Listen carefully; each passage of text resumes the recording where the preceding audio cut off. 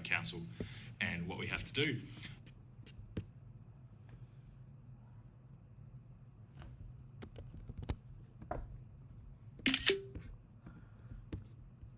All right, we're back.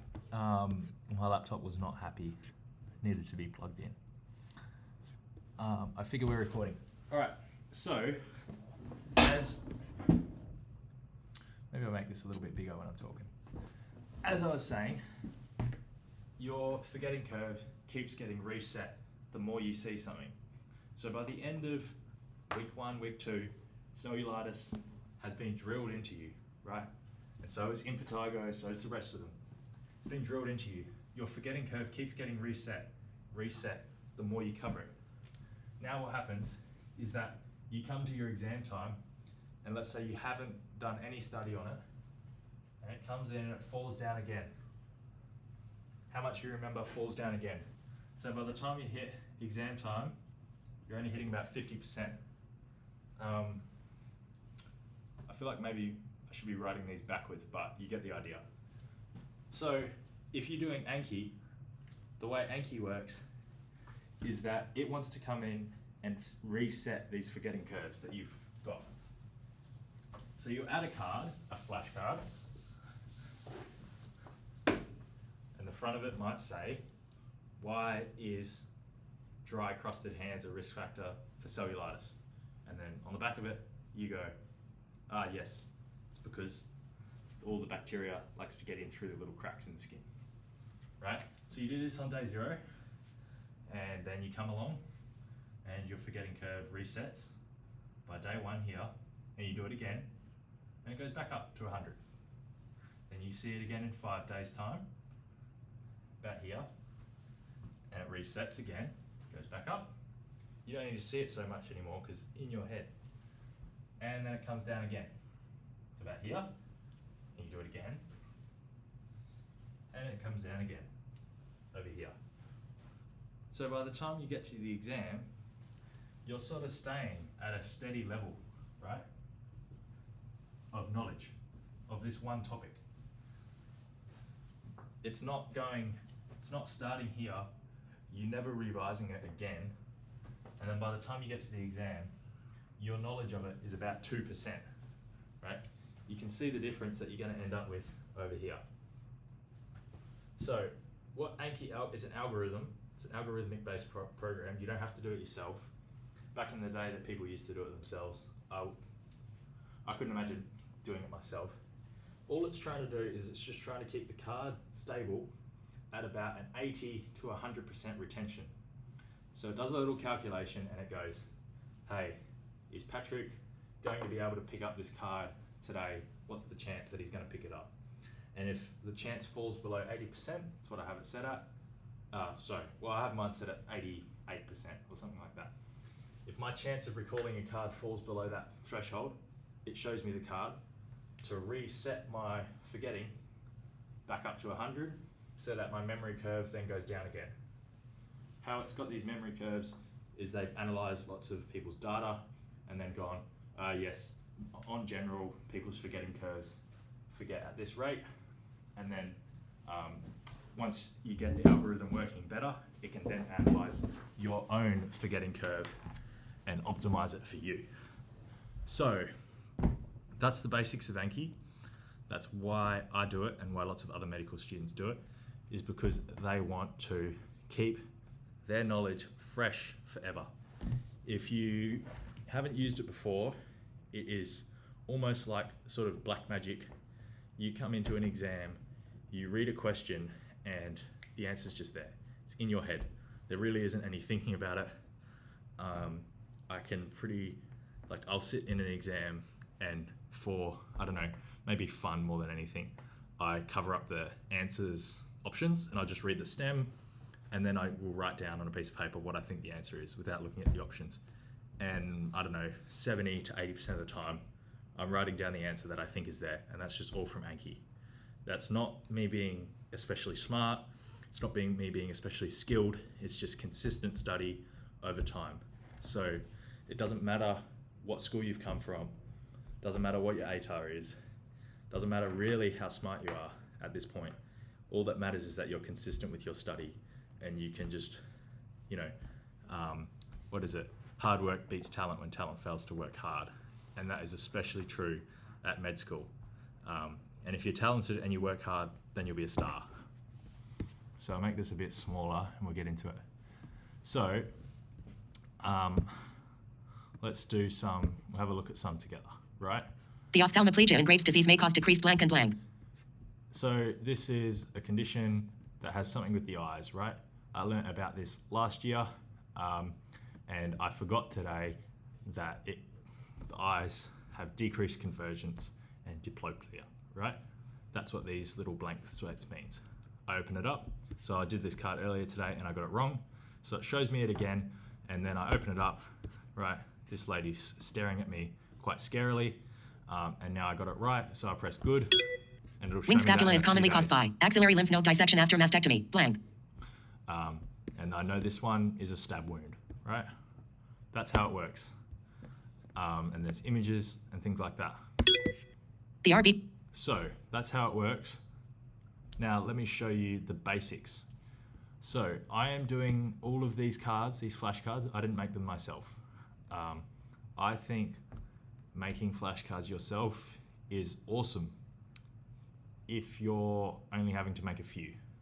With the amount of content that we do at med school, not in first year exactly, but once you step up to the next years, the amount of content you do is a lot, right? You're learning about a lot of conditions, so why waste your time? Well, not waste your time, but I think you can get just as good retention from doing pre-made flashcards than ones that you've made yourself if you do them the right way.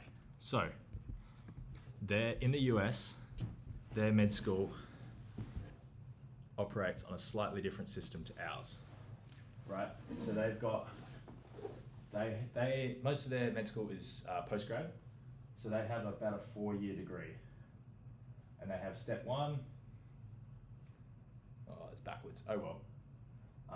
And maybe they have, let's see if this works. What? Step 2, how's that? Oh, it's terrible. Anyway, they have step 1 and step 2. Their step 1 is basically years 2, years 3, and then step 2 is sort of the clinical years. And then before that, they will have done an undergrad degree. Our year 1 is basically the equivalent of an undergrad degree. So that's what you got to realize. That's why they're making you do all these wishy-washy units you don't want to do. Well, sucked in, you have to do them. If you go to like Notre Dame, which is a postgrad uni, they will do years 1, 2, 3, and 4, and they'll be out. And theirs year 1 is equivalent to our year 2. So the year 1 is just sort of a basic foundational level. Now, someone smart in the USA decided that they would make a deck of flashcards directly linked up to all these teaching videos that they have in the US. So unlike us in Australia, we don't really have specific teaching videos that you can learn from. They do. They've got all these amazing ones. And that's because the med school system over there is pretty well, lots of people are trying to make a lot of money from it. Because if you're paying $100,000 US a year to go to med school, what's another $400 US a year in a subscription to some teaching videos that help you pass? You're already in $100,000, so you may as well do it. So there's these great videos that have been made, okay? And so people in the past students have decided to be amazing. They make flashcards about these videos, and they have put them up for other people to use. Now, it's been a long process, but lots of people's different sets of flashcards have all been adjusted, put together, and made to look professional, neat, and nice. Right, so you're not just taking a deck that your friend made and like it's half done, some of it's done in their shorthand, there's terrible photos on it. No, it's done professionally. Now, obviously, like I said, it's from the USA, so you have to take everything it says with a grain of salt, especially, drugs and things like that. But in terms of bang for your buck, study time wise, you can't beat it, really. So how it works is what you're going to do is, let's minimize this. You're going to go to Anki Hub, step deck. I'm not going to show you the step-by-step how to do it. They have amazing things. You just follow it along and they have steps. You go Anki Hub, get the deck. Cost you like $6 or $7 US a month to have it. Here's some of the ones I already have, but buy it once and then you can cancel the subscription and you already have it, or just pay for it. They update the deck with new fancy photos every now and then. And there's also an AI feature that I can show you. I would personally just recommend buying it once and then canceling your subscription, because especially at the year 1 level, you don't need all the extra fancy stuff it gives you. So you come in, you get this Anki step deck. There's some other ones that they have, anatomy decks. Some of them are good, some of them are bad. This is a good one for radiology, but it's made for radiologists doing their exams, so it's very in-depth. And then there's some more. What else? This Blue Link one is all right. Anyway, so there's all these decks that people have made and they're out there for you to subscribe to and get the flashcards from. So what you're going to do is you're going to come here, go here, get the deck, follow all their steps and instructions to install it on your Anki. Okay? There's lots of YouTube videos out there about it. I'm not going to make another one when they've done it better than me. So you're going to get that, and then you're going to come and have it installed in Anki. Oh, that's ChatGPT. I can show you how to use that in a sec. Anki. So once it's in Anki, we're now browsing flashcards. You can see my screen. We're browsing flashcards that have already been made up. So they're all tagged on the side of the screen here. So we're going to go to the... It's a bit overwhelming at first, but you'll get the hang of it pretty quick. So I'm going to go to the step 1 deck. That's kind of a little bit above your level, but you can do the basics from it. And then let's say we're going to go to bootcamp. They're the videos I recommend. I'll give you the link. You have just done dermatology, right?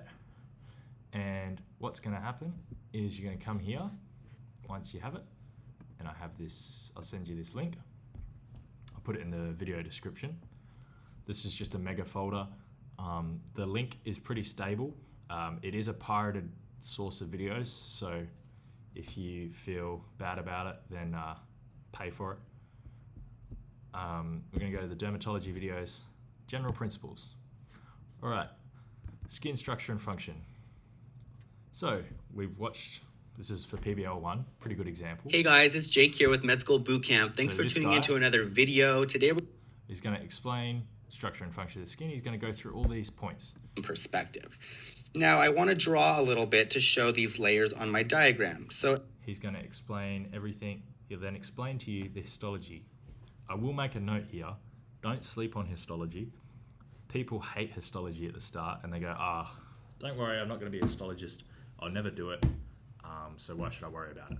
Well, yeah, that's cool. I don't want to be a histologist either, but I also want to do well on exams.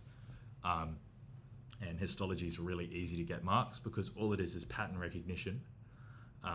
So I could see, I don't have to see this specific slide of skin that's here, but I could see it in an exam and go, oh yeah, that's skin, or oh yeah, that's skin with a melanoma in it. It doesn't have to be the same one, it's just pattern recognition. Once it's in your Anki, just make the concerted effort to do it, and it's an easy 5-10% on the exam because they don't give you difficult ones to find out. They're just difficult if you haven't studied it. So this guy here, just deep to the epidermis. It's split into 2 layers. Show you how to remember all the layers of the skin. Come, let's get sunburnt. The reticular and then you watch this whole video. Then what dermis, you do, which is on the bottom, and the papillary dermis. You watch this whole video and you come back over here. And you find the dermatology video from bootcamp, general principles, skin structure and function. All right, here we go. The flashcards are already made up for you. So we'll just preview some of them. The layers of the blank from surface to base may be remembered with the mnemonic come let's get sunburned. Stratum C, stratum L, stratum G, stratum S, stratum B. All right, I'm gonna just turn off my sound for Anki real quick. I like to have it read out the I like to have it read out the cards to me.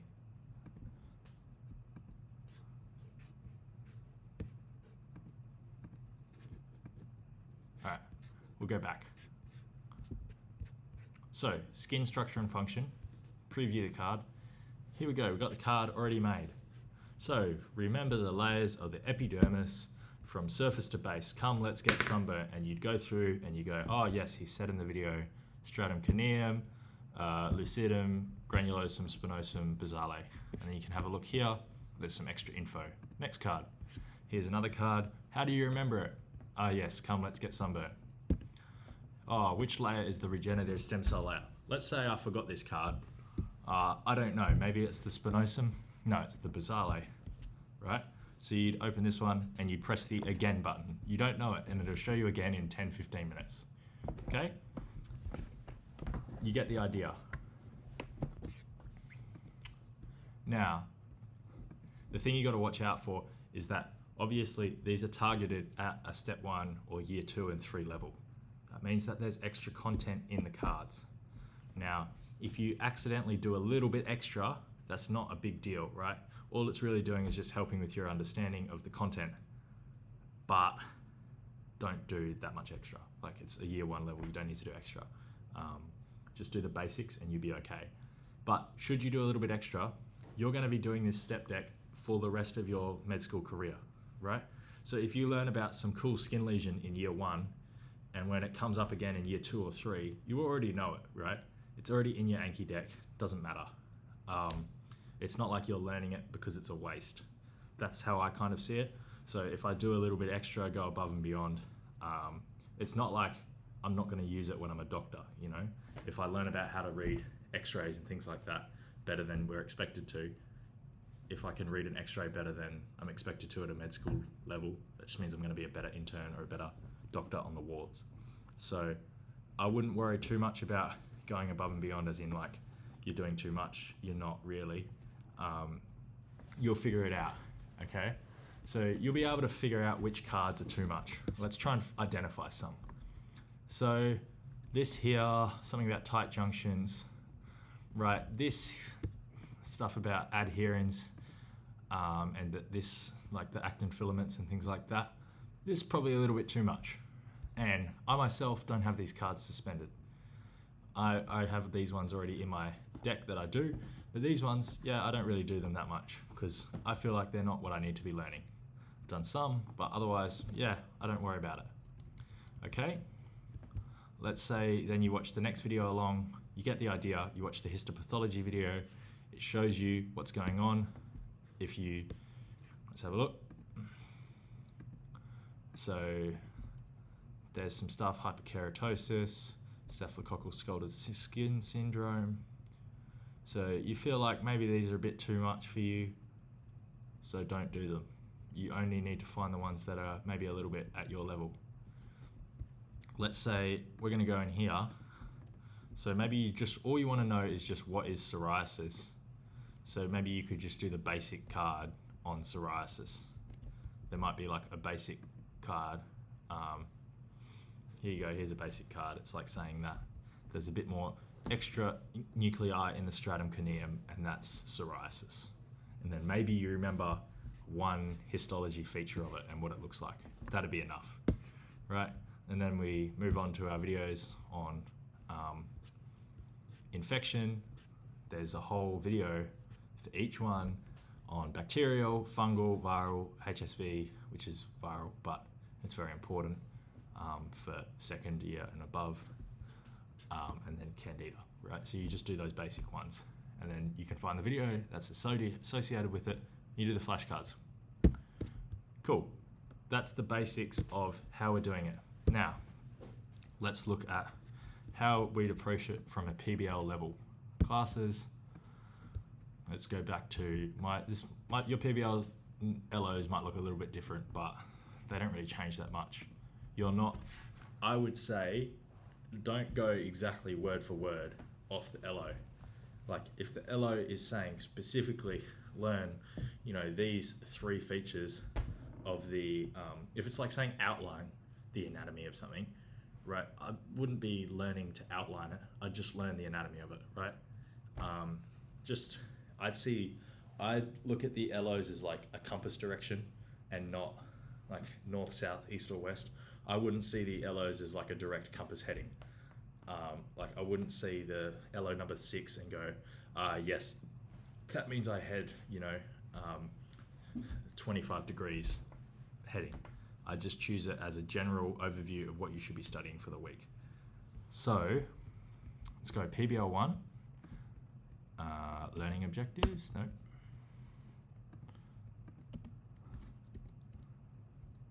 Here's the learning objectives. All right, so we've got this basic structure and function of cells and tissues. This is just year 1 like level stuff in terms of they just give you really basic stuff. So this you just cover normally in HSF, right? And then your structure and function of the types of epitheliums. Once again, that's a very broad thing. It's going to be HSF. Structure and function of the integumentary system. I don't know. That's like the skin. So go to the bootcamp video and watch old mate talk about the skin and what the skin does, and he'll tell you about it.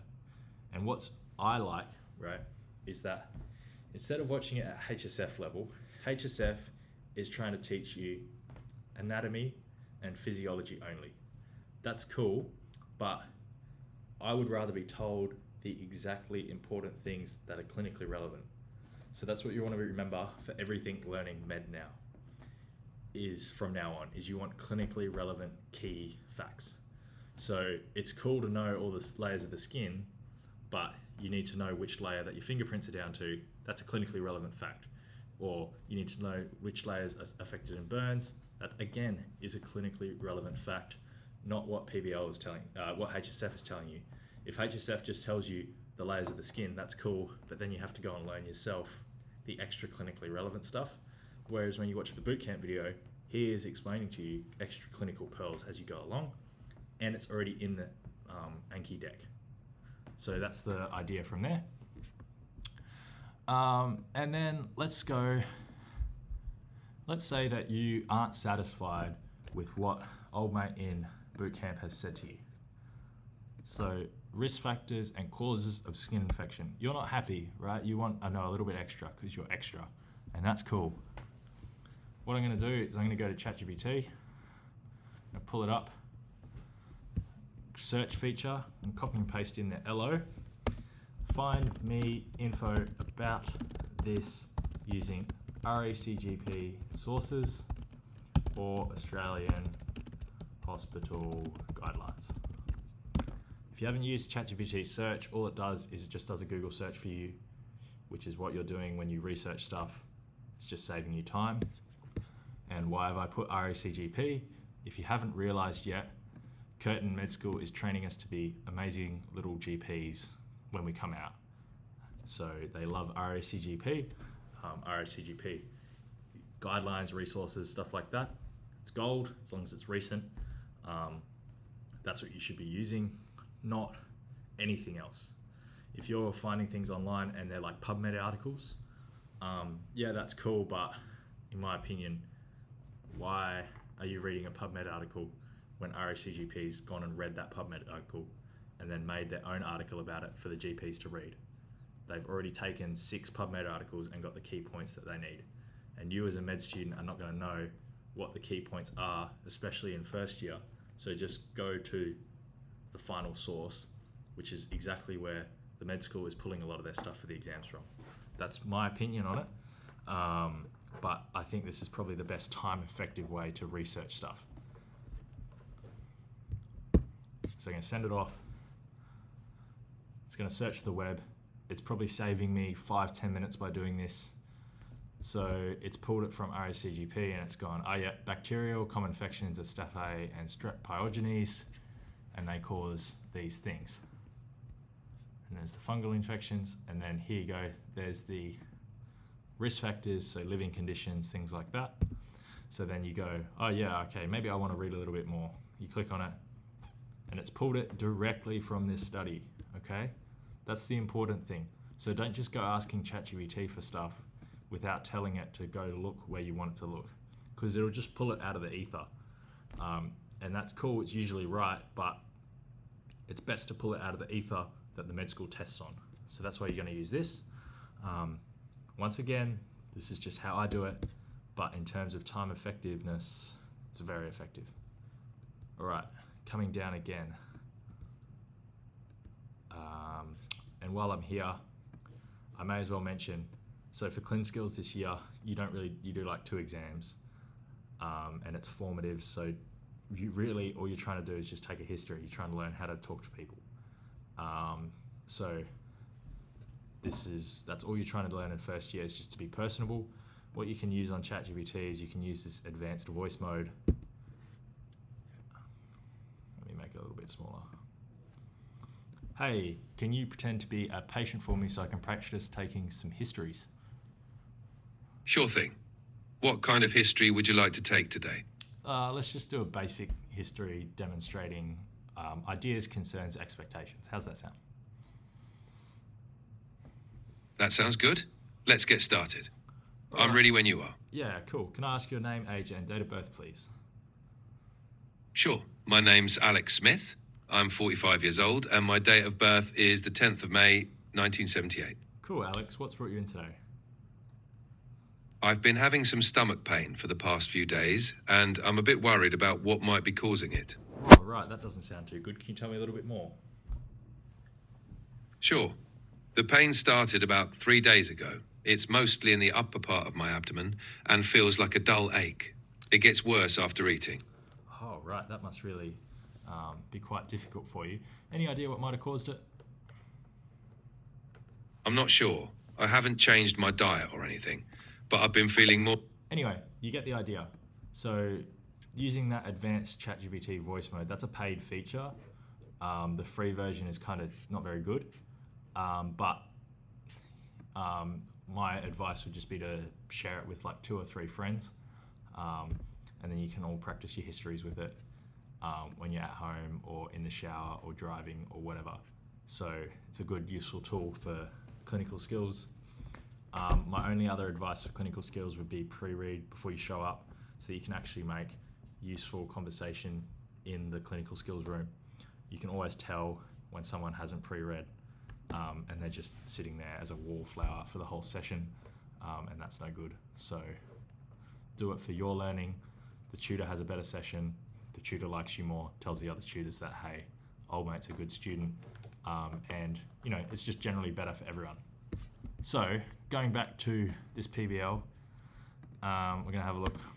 Going through the LOs, so you kind of understand what I'm saying is that for the first basic 4 or 5 LOs, right, these are just basic structure, function, anatomy. That will never ever change. You'll just go structure, function, anatomy for the first 4 LOs of whatever you're learning about.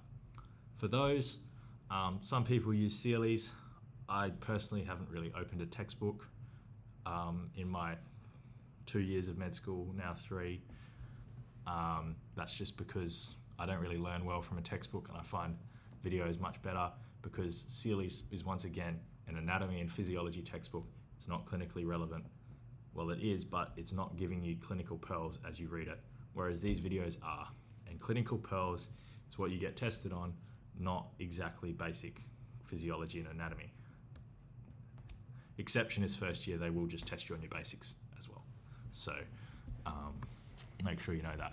But what I mean by clinically relevant stuff is, like, it is clinically relevant to know which layer of the skin sunburn is affecting or something like that. Your Sealy's textbook isn't exactly telling you that. It's just telling you the layers of the skin. Whereas this bootcamp video or any other of these sources are telling you clinically relevant stuff. So that's enough of that. So your first 4 LOs are basic structure and function. You use bootcamp or whatever, and you just do the Anki cards on them that are relevant. Your next ones down are going to get in a little bit more focused. So you'd use, once again, try and find a specific bootcamp video on it.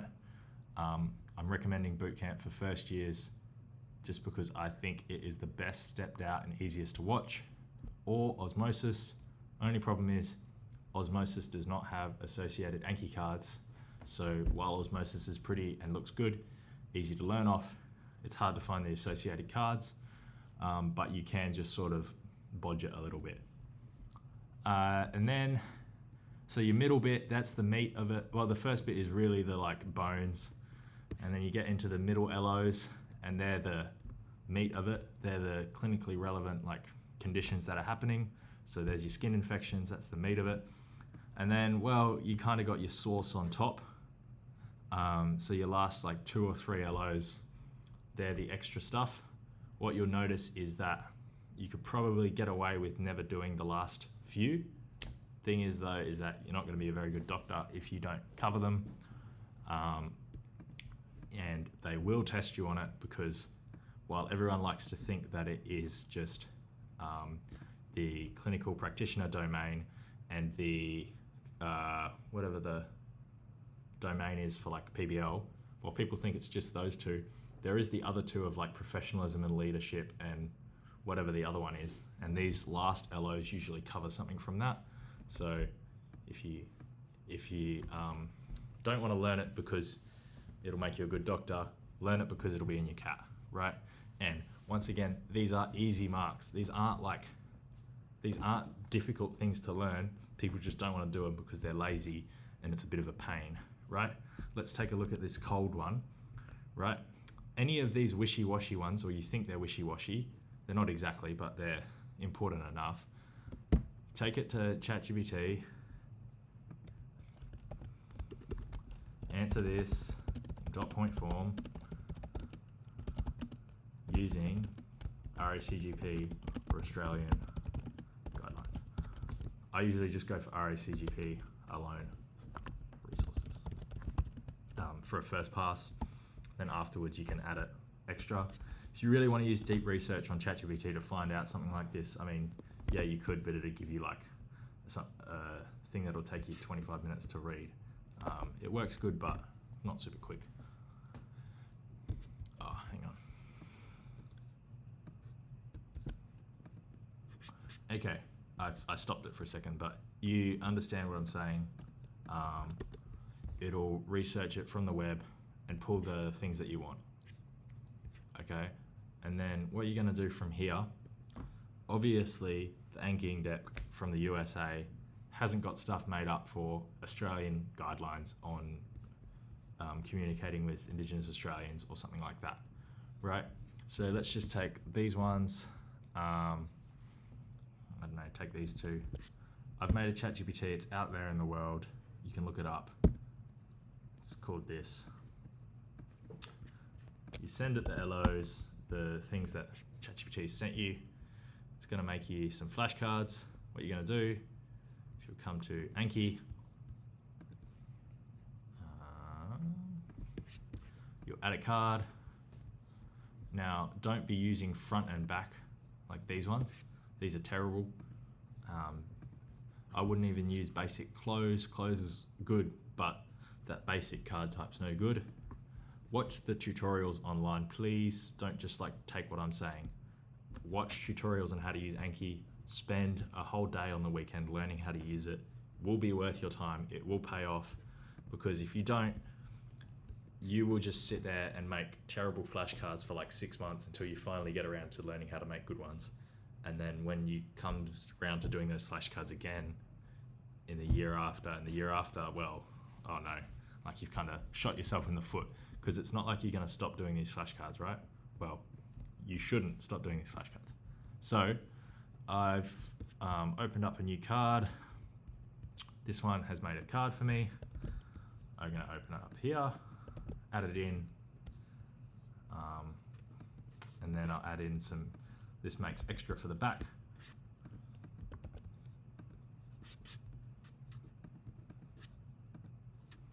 So this is what this card would look like, front preview. And then we go to the back and it goes, you would look at it and you go, oh yeah, practitioners have professional obligation to something. And then you can read a little bit more, emphasizes need for clear communication, right? This isn't an exactly well-written flashcard. I would probably write it a little bit better. All you really want to be doing with flashcards is only remembering one point at a time, okay? Because the way that these flashcards are set up is you might see people go like, oh yeah, what are the risk factors risk factors for skin infections, right? And that is the front of the card. That's their front of the card. And then underneath that, they'll have like 6 or 7 dot points, right? And 1, 2, 3, 4, 5, 6. And so what they're doing is they're memorizing 7 dot points based off this one thing. Now that's cool that they can list off 7 things, but what happens if they know the first 4 really well, but then they don't understand the last 2, right? You're just going to be doing that flashcard over and over and over again, because unless you know them all, you can't press you know it. You can't press good. So these people, they will do these ones, they're just doing, it's not right. You should really only be remembering one fact at a time, because the way that this forgetting curve works the best is with single facts, right? You should remember that the dry, like old Mary has cracked hands. Cracked hands is a risk factor for cellulitis. That's the one fact you should be remembering. Cracked hands, risk factor for cellulitis, right? That should be the one flashcard. And then on another flashcard, it should be immunocompromised is a risk factor for cellulitis. And then how you differentiate it between them is you write them differently. So you go, in the older generation, people have dry skin, which leads to blank, like cracks in the hands, which leads to cellulitis, or like openings for skin infections, okay? And then when it comes to immunocompromised, you'd write a card and be like, people with cancer or HIV or undergoing immunotherapy are immunocompromised, which puts them at risk for what infection? Like, yeah, you get what I'm saying? So you only really want to have 1 or 2 key facts per flashcard. I really like close. It's the way to go. If you ever get lost on how to make flashcards, you will figure it out when you start doing the Anki cards and you see how they're written. They're written so well, right? They're designed so that you remember them well. Make your flashcards like Anki cards. So if your flashcards are indistinguishable from an Anki step deck card, that means that it's a really well written card, and I take that as a compliment. So, and what you can do down here on the bottom is you can tag them. You can tag them as PBL. This is PBL1 content, so you tag it as PBL1. So you can see I've already made flashcards for second year PBL1. So you can tag them, so you can look at them later. Then that will just go into your deck. There is no need, in my opinion, to be doing, people will set it up as they'll go, they'll set up a deck for PBL1, and they'll set up a deck for PBL2, 3, 4, and they might even set up a deck for each LO. I personally disagree with that. I think you should just be doing one deck, and that one deck has everything, right? When you go out into practice, you don't scroll through in your head and you go, oh yes, PBL1, like flashcards for that. No, it's all there, right? The patients come with a mixed mash of everything. So you need to be seeing all the content together. That's my opinion. And I think it just works better if you're doing a set amount of card, like a card load each day. When it comes to Anki settings, just use the default ones or whatever Anki tells you to use in the YouTube videos. So we got that. That's showing you how I'd make flashcards in the sense for wishy-washy LOs.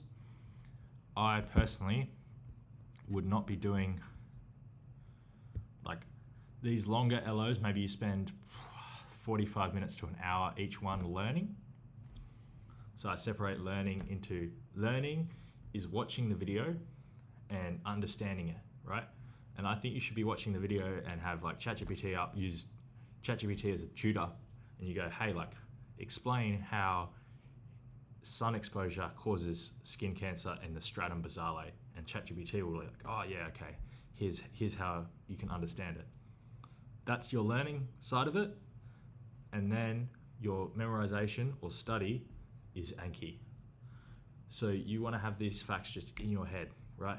I haven't covered this stuff for ages, but it's still there. It's in my head because I've been doing it with Anki, right? I can name off in my head. Erysipelas is from Aspiogenes. It causes the lymphatics to get inflamed. Things like that. It's already in my head from doing the Anki. if you continually do it consistently, you will be like that as well. Doesn't matter how smart you are, doesn't matter how skilled you are, it's just consistent effort. So you spend more time on the first ones, and as time goes on, you spend less time on the last ones, right? Let's talk about how you're going to approach the week. So, year one, you get 2 weeks to do 1 PBL effectively.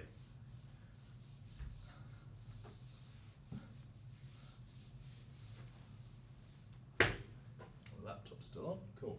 So you come in, so this is week 1, this is week 2, this is week 3, this is week 4. So you come in, week 1 you come in on your Monday, and then everyone discusses the case and everyone gets given 1 LO each. And then by the time you reach Thursday, you should have submitted your LO to everyone else, right? And then they should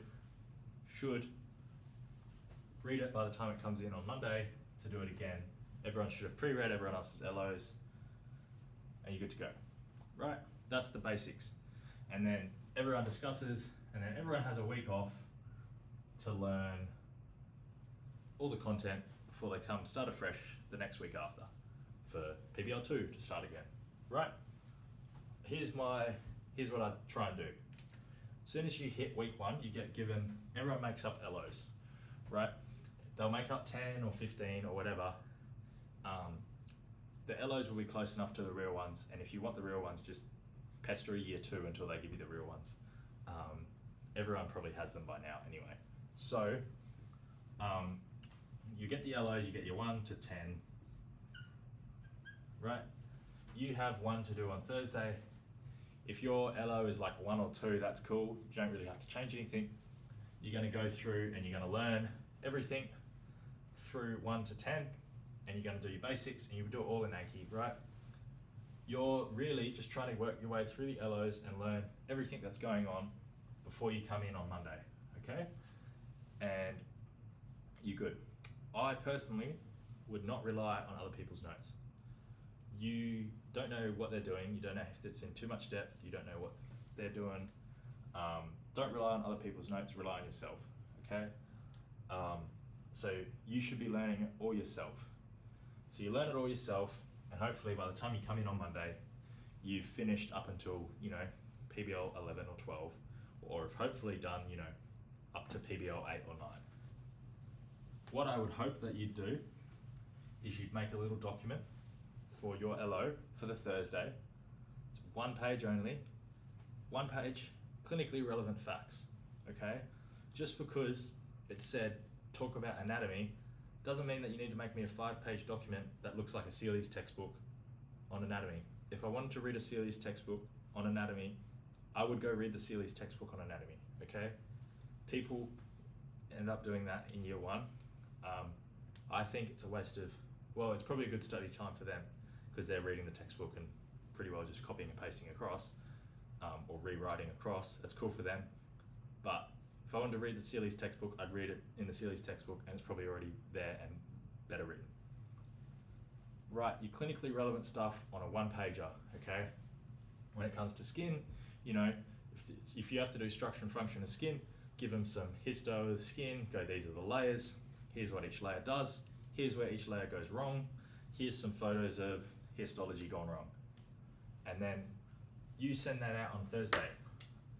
By the time you reach Monday, everyone should have read that document, okay? If they haven't read your document, it's not your job to represent them the document that they should have already read on the weekend, okay? They have the whole weekend from Thursday to Monday to read your documents and everyone else's documents. So they should already be up to speed. When you come in on Monday, I would not be representing the document. I'd be presenting some practice questions or something like that test them on the document. So let's go back to structure and function of the skin.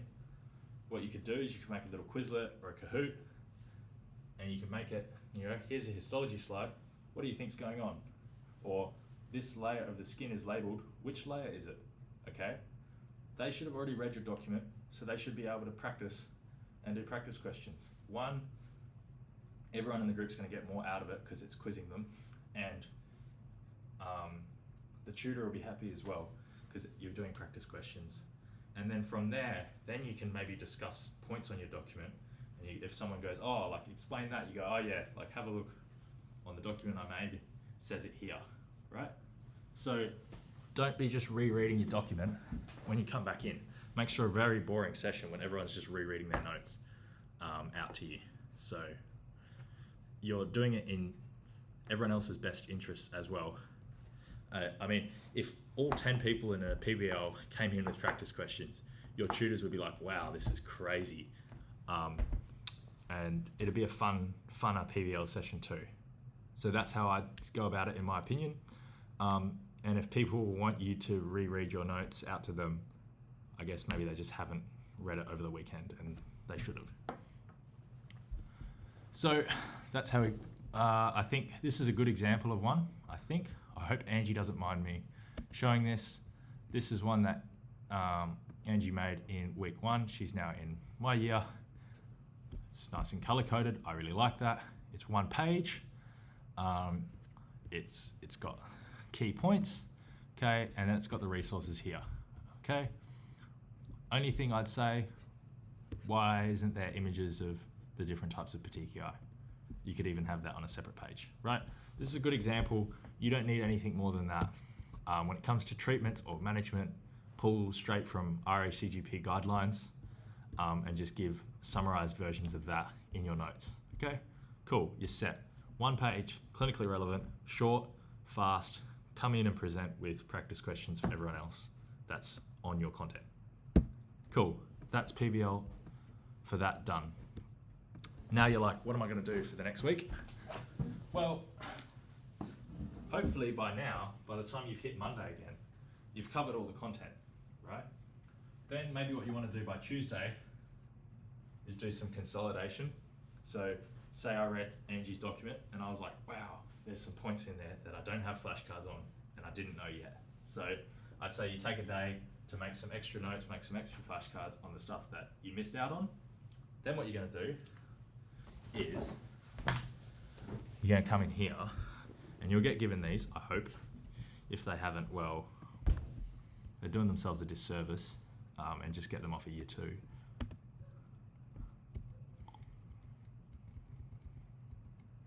You get given these study group questions here, you can see them here. Then once you've revised everything that you think you need to revise, I'd treat this as a little test. If you can go through this and do this to a high level, you can confidently answer each question, you've done enough, okay? Now, it's very normal to go through this and how many questions you get? 22, right? When I was first starting out, I probably come through here and know like 5 or 6. Doing this method that I'm showing you, I think you should probably be able to come in and do 50 to 70% of these questions, right? And then the other ones, they're just things that you have to learn about because you've come in here and then there's a question about burns. So there's a burns question. You're like, oh shit, burns. Like I haven't had to learn about burns, but you already know about halfway about burns because you know there's layers of the skin. Then you can just go find some Anki cards or a bootcamp video on it and just get the basics from it. And you only need the basics, which is just the 1st, 2nd, 3rd degree, which they're not named anymore. You can just get the little flashcards on it and you're set. So treat this as your sort of tool to see if you're doing enough. If you're not doing enough, then, well, you know what you need to work on. Then hopefully after you've done this, what I'd say is don't forget your other units. So try and do your HSF for the week ahead. Stay on top of your HSF. And then I would recommend, you've got a whole week, right? You're not spending a whole week just doing study questions. I would say go to the next PBL and start working on the LOs. I personally don't read the cases ahead of time. Like, I think you come in and you want to look at the case fresh, but you sort of have an idea of maybe what's going on. But I never look at the cases, I just look at the LOs and go, all right, what am I going to learn this week ahead, okay? And I would even I take an even more holistic approach to the LOs when I am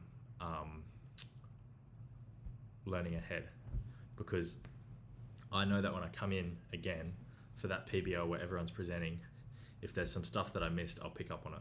So I kind of just go, oh yeah, we're learning about, what's this one, diarrhea and dehydration.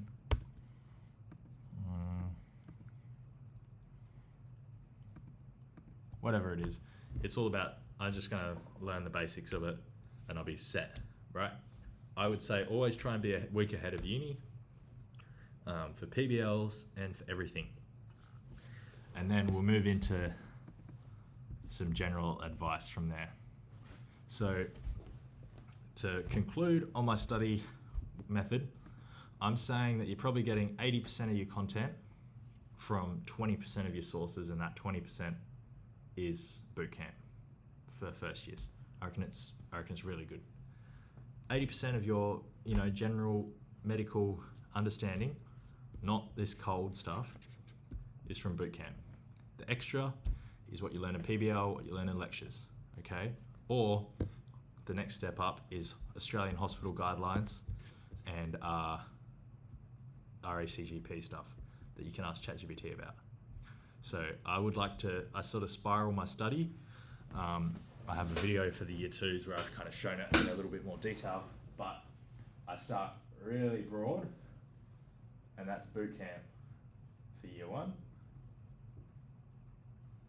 And then we can spiral it in and get a little bit more finer.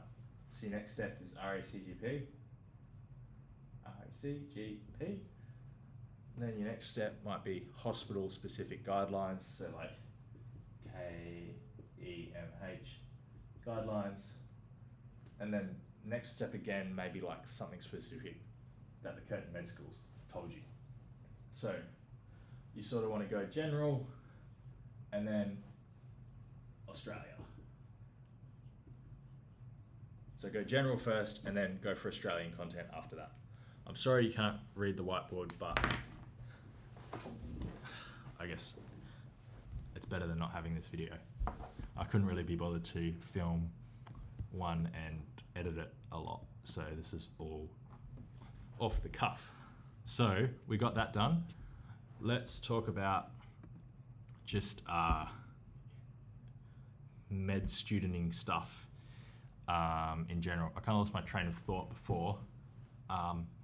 Pretty well, all I'm saying is that by being a week ahead of uni, you're going to be a lot better in terms of you're going to be more present in class, because you're not going to be in a class and they're just like, oh yeah, we're learning about the GI and diarrhea today, and you're like, oh crap, I don't know anything about this, right? So you're learning it for the first time in a lecture. Usually at some point, probably about 10 minutes in, you go, this is over my head, I need to learn this myself, and I'll learn it at home. And then you'll just sort of conk out and waste the clinician's time that's come in, right? That's not to say you'll waste your time in the lecture, but like you might study or something, but the clinician's there and they've got way more knowledge than you've got, so they can teach you stuff. So the way I like to do it is, if you're a week ahead, you come in and you already have a basic understanding. And you only need a basic understanding of what's going on to have a much better experience in a lecture. So you come in and the lecturer goes, hey, we're learning about diarrhea and infectious causes, and you're like, oh yeah, I've watched a little bit on that, done a little bit of flashcards, I know a little bit what's going on. And so the lecturer is then talking to you, talking to the class, and they throw out a question. You can throw your hand up, you can answer it. The lecturer is like, oh shit, this is awesome. I feel like I haven't wasted my day coming to the Curtin Med School, because I know there's clinicians who, they don't get paid for it, and they come because they like to teach, and then they just stand around all day. Like, they stand around and they give a lecture to a classroom of students with their heads in their laptops like this, just playing Flappy Bird or something, right? Or doing some study. So you're going to make the lecture better for the lecturer, lecture better for you, because you're engaged, you know what's going on, and then you can actually ask proper questions. So you can go, oh yes, so if a traveller comes from Bali, what pathogen do you think it is? And the lecturer is going to turn to you and he goes, well, actually, maybe if they're coming from Bali, we're not thinking a singular pathogen, we're thinking a bunch because of how contaminated their water is. So it could be this, this, this, and this. And then you've learnt a lot more than you would have just learnt sitting back and going, oh yeah, I'll learn about this later. Well, you're not going to learn about everything later. You'll learn about the basics later, but there's no reason you shouldn't come into this lecture with the basics already learnt, so then you can ask the clinician questions that he's an expert in or she's an expert in. So that's my point on sort of being ahead. And even if it's like you see a lecture in the afternoon, and the lecture in the afternoon is something about whatever, I would even just say just watch a video in the morning about it so that you have some basic understanding. That way you are going to be doing better in the lectures, because you have to, thanks to our superior years, you have to be at the med school 90% of the time now. So that means you have to be at every lecture. Why are you wasting your time in every lecture when you could be getting something out of it? In terms of, the lectures aren't a chore when you know what's going on. You can actually get good info out of the clinicians. So the way I look at it is, instead of how I looked at it in first year is, these lectures are a bit of a chore, like I'm going to learn it later. Well, you're going to have to be there for the hours that you're going to be there anyway, so you may as well get something out of it. That's the way I look at it. That's my advice on pre-reading. Advice on studying in general. Enjoy first year. I enjoyed first year, had fun, and I could have had the same amount of fun that I had if I'd have just done this as well, and I probably would have done better at school, at uni I mean. When it comes to studying, don't see the excess units as a, like, it's alright, I'll get 51 in that. There's no reason you shouldn't be bumping your course weighted average up with getting at least, like, you can at least get a high distinction in those units like that. They're not hard units, you just have to put in a little bit of effort. So if I was giving advice to someone that I was friends with in year one, I'd say, hey, you're doing all these other units, you should be getting 90% in your HSF and that. Med, I wouldn't worry too much about what you get, as long as you're sort of getting in the 60s and above, and you feel like you're understanding. You can tell when you're falling behind and you don't know what's going on. Even if I wouldn't even be worried if you got, let's say you got 51 in the exam, but you looked at each question and you knew a little bit what was going on, you had a basic understanding. I'd say, okay, maybe you just need to work on your exam like technique. But if you looked at those 51, you looked at those 120 questions that you get given, and you went, oh yeah, okay, maybe I have a clue about what's going on in like 60 of them, and then the other 60 I've got no clue, that's when you need to be worried. And this method will make sure that that doesn't happen, okay? In terms of time spent studying, I would say maybe 2 to 3 hours a day max. I would look at it on a weekly scale. I measure how much time I spend studying just in general. And I use Pomodoro because that works for me. So when I'm saying 2 or 3 hours a day, I'm meaning six Pomodoros. I'm not including the break between them or like time spent at lunch or whatever. So when you're studying, you're locked in. General other study tips. I mean, I got a laptop stand. It's a pretty awesome thing. My laptop sits on the stand so that I can sit upright. Works good. I have an iPad. I like the iPad. Will come in handy for MetaNat. I would suggest getting one if you are going to get one. Probably useful for your future years. I have an iPad mini just because it's pocketable and it fits in my scrub pants. So it's going to be useful for wards. But if you have one at the moment, awesome, just use it. Really handy for Morgan's lectures about MetaNat. Other study things, in terms of doing the Anki, treat it like properly, treat them like exam questions. If you don't know, press no. If you do know, press yes. don't cheat yourself on the questions and go, oh yeah, I know that, just so you can get rid of the cards for the day. I like to sit there and write out the answers on my iPad, like in the close. So if it's like, what layer is the melanocyte in, I will write down on my iPad basale before I press the spacebar, so that I'm not cheating myself, because I'm known to, I can pick up on myself my bad habits when I do it. Top tip for study as well, sleep. You will notice it very soon, like very quickly.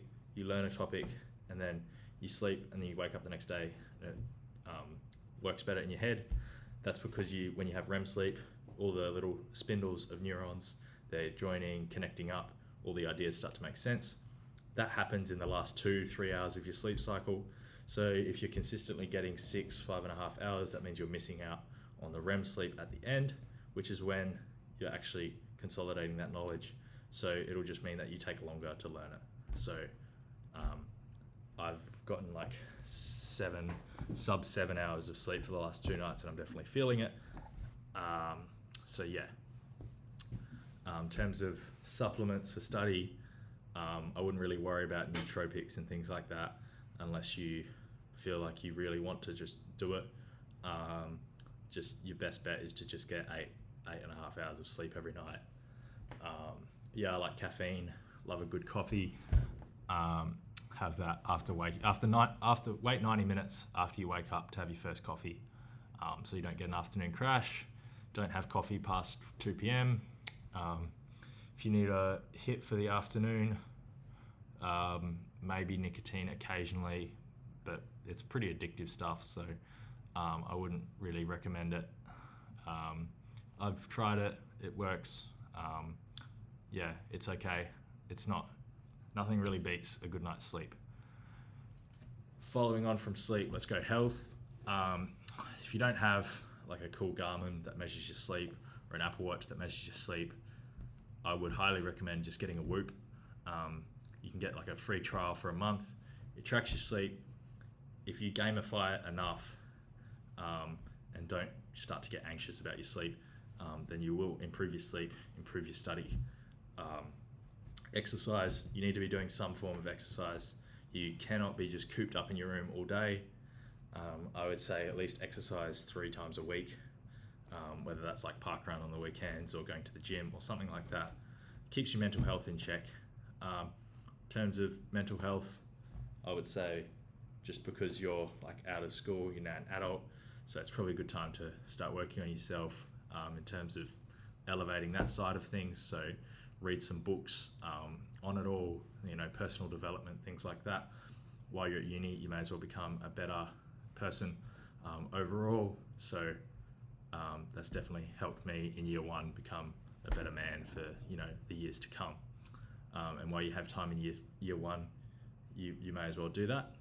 Other things for mental health: have your own GP, go see your GP when you need stuff sorted, and have a friend that you can just sort of tell stuff to. So I have a friend in 5th year that whenever I'm like, things are feeling rough for me or whatever, I'll give him a call, and he does the same thing for me. So you got to take it seriously. Physical health, mental health, they're pretty intertwined. So I'd say do that. Food, just avoid the carb loading. Throughout the day, you just be sleepy in the lectures unless you need the carbs. You will understand how bad being unhealthy is for you as you're a med student, so you may as well be healthy. Like, if I go to a doctor and the doctor's trying to tell me stuff about how I should be lose weight and be healthy, and they don't look healthy at all, I'm not really going to be like, why aren't you doing it, So you will feel better, you'll study better, life will just be better if you're fit and healthy. So that's my final tips. And my last tip is avoid people that are energy suckers. You'll see them around. They're in the cohort. They're in every cohort. They're just people. Just avoid them because they drain your energy, and it's well, you don't need that in your life. It's already hard enough studying. So yeah. All right, I hope you guys enjoyed this video, found it informative, somewhat, sort of understand my study process. I wish someone would have shown me this in year one. If you're feeling a little bit overwhelmed, like it's too much, yeah, it's definitely not like this is throwing you in the deep end in terms of how to study, but it'll work out in the long term. And you have so much time between PBLs that even if it takes you 2 weeks and you're not ahead at class, you'll still be doing well. So I'd say do the best you can. Definitely take some time to sort out Anki. And if you see me around, say hello. And if you appreciated this, buy me a coffee, and I'd be happy to have a chat with you. All right, thank you and enjoy.